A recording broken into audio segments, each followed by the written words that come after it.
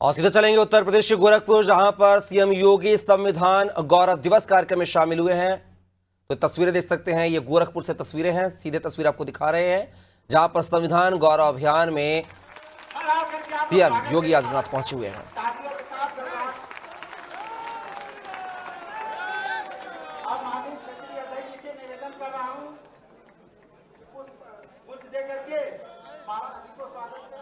और अपने बहन संगीता आजाद जी से भी निवेदन कर रहा हूँ। बैठो भैया, हट जाओ। अब अपने बहन अब संविधान दिवस पर बाबा साहब के संविधान पर खड़ा होकर के आप लोग भाई साहब खड़ा होकर तालियों से स्वागत करिए।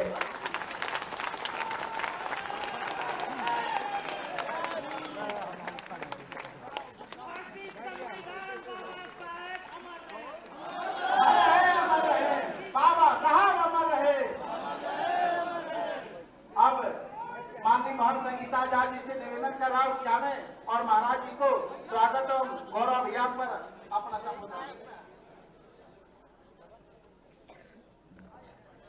भारत माता की, भारत माता की। आज हम सभी लोग इस गोरखपुर की पवित्र धरती पर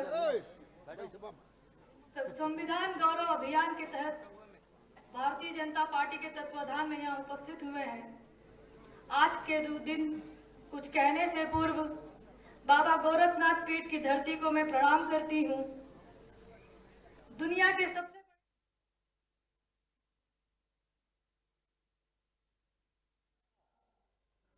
और भारत से जाने वाले अनुसूचित जाति के बच्चों के लिए उच्च शिक्षा के लिए वहां पर एक केंद्र बनाया और स्कॉलरशिप की भी व्यवस्था इंग्लैंड में की है, बाबा साहब की स्मृति को बनाए रखने के लिए। दिल्ली के अलीपुर मार्ग के उस भवन को खरीदकर उस भवन में बाबा साहब भीमराव अंबेडकर का स्मारक बनाने का काम, उसको स्वीकृति दी थी पूर्व प्रधानमंत्री चंद्रशेखर जी ने। और उस कार्य को क्या भारतीय जनता पार्टी ने, आप इंटरनेशनल सेंटर दिल्ली का आप देखेंगे, बाबा साहब भीमराव अंबेडकर का दिल्ली में बना है। मुंबई का, नागपुर का दीक्षा भूमि, बाबा साहब भीमराव अंबेडकर का भव्य स्मारक, और मुंबई का चैत्य भूमि, ये बाबा साहब का भव्य भूमि। यह भी पंचतीर्थ जो ये बने हैं, ये प्रधानमंत्री मोदी जी की प्रेरणा से बने हैं। कांग्रेस ने तो बाबा साहब को षड्यंत्र से चुनाव हराने वाले व्यक्ति को 1970 में पद्म पुरस्कार से सम्मानित किया था कांग्रेस ने। ये राहुल गांधी किस मुंह से संविधान लेकर के घूम करके जनता को बेवकूफ बनाने का काम कर रहे हैं। किसी भी संविधान की आत्मा उसका प्रियम्बल होता है, प्रस्तावना होती है। और याद रखना, बाबा साहब भीमराव अंबेडकर ने 26 नवंबर 1949 को जो संविधान का ड्राफ्ट तैयार किया था, जो संविधान भारत की संविधान सभा को सौंपा था, उस संविधान सभा में प्रस्तावना में 2 शब्द नहीं थे, सेकुलर शब्द भी नहीं था और सोशलिस्ट शब्द भी नहीं था। कांग्रेस ने अपने हित के, अपने स्वार्थ के लिए, जब इस देश के अंदर इमरजेंसी लागू की गई थी, आपातकाल के दौरान कांग्रेस ने 2 शब्द रात के अंधेरे में डाल करके बाबा साहब भीमराव अंबेडकर का अपमान करने का काम किया था। कांग्रेस ने लगातार कोई ऐसा अवसर नहीं छोड़ा जो भारत के संविधान के गले को घोंटने के समान थे। हर अवसर पर संशोधन पे संशोधन, संशोधन पे संशोधन करती रही। अनुसूचित जाति को उसका अधिकार मिले, अनुसूचित जनजाति को उसका अधिकार मिले, पिछड़ी जाति के लोगों को उसका अधिकार मिले, कभी यह प्रयास नहीं किया। हम पूछना चाहते हैं कांग्रेस के लोगों से, समाजवादी पार्टी के लोगों से, कि आखिर अलीगढ़ मुस्लिम विश्वविद्यालय में या जामिया मिलिया विश्वविद्यालय में अनुसूचित जाति, जनजाति या पिछड़ी जाति के नौजवानों को प्रवेश में भी और नौकरी में भी क्यों आरक्षण नहीं है? क्यों नहीं इन्होंने इसके लिए वहां प्रावधान किया? जो भारत के पैसे से चलने वाला हो और उस संस्थान में अनुसूचित जाति, जनजाति और पिछड़ी जाति के नौजवानों के लिए भी प्रवेश में भी और नौकरी में भी आरक्षण की व्यवस्था होनी चाहिए। लेकिन वहां पर नहीं है, वहां पर नहीं बोलते ये लोग, मौन हो जाते हैं। और यही कारण था बाबा साहब भीमराव अंबेडकर ने जब पहली संयुक्त सरकार बनी थी और संयुक्त सरकार बनने के बाद जब उसके उपरांत पंडित नेहरू की द्वारा बनाई गई उस नेतृत्व में चल रही सरकार के कृत्यों को देख करके बाबा साहब भीमराव अंबेडकर ने उस समय इस्तीफा दिया था और कहा था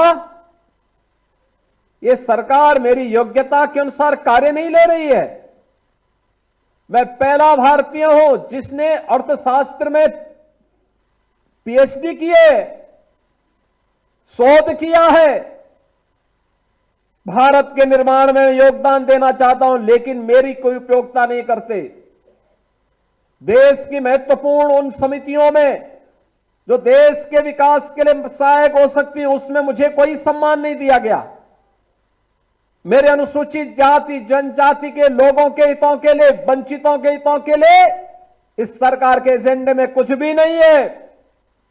यह तो केवल और केवल इस सरकार को विभाजन के बाद भी केवल मुस्लिम तुष्टीकरण की चिंता है, इसलिए मैं अपने पद से इस्तीफा दे रहा हूं, यह कहते हुए इन्होंने इस्तीफा दे दिया था। कांग्रेस की हर कृत्य वही है आज भी, तनिक भी उसमें कुछ बदला नहीं है। जो कांग्रेस है वही समाजवादी पार्टी भी। याद करिए, कन्नौज के मेडिकल कॉलेज का नामकरण बाबा साहब डॉक्टर भीमराव अंबेडकर के नाम पे था।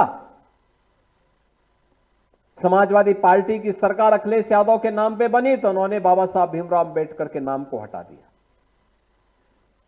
और तो बाद में हमारी सरकार आई तो फिर मैंने वहां पे उस मेडिकल कॉलेज का नामकरण फिर से बाबा साहब भीमराव अंबेडकर के नाम पे किया। इन्होंने अखिलेश यादव, जब आपने देखा होगा 2012 में प्रदेश के मुख्यमंत्री बने थे, उस समय इन्होंने पहली घोषणा की थी कि बाबा साहब भीमराव अंबेडकर और जितने भी सामाजिक न्याय के महापुरुष हैं इनके बने हुए स्मारकों को हम तोड़ेंगे। तब भारतीय जनता पार्टी ने कहा था कि सामाजिक न्याय के पुरोधाओं की ओर उठने वाले हर हाथ के खिलाफ मुंहतोड़ जवाब देने के लिए भारतीय जनता पार्टी तैयार है।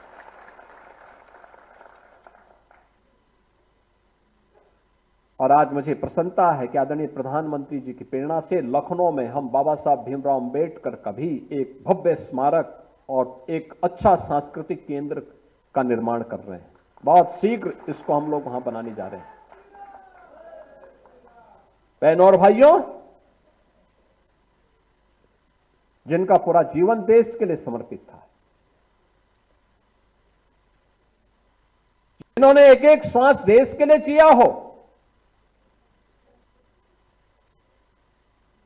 जिन्होंने देश के लिए अपना एक एक पल जिया हो, ऐसे महापुरुषों का सम्मान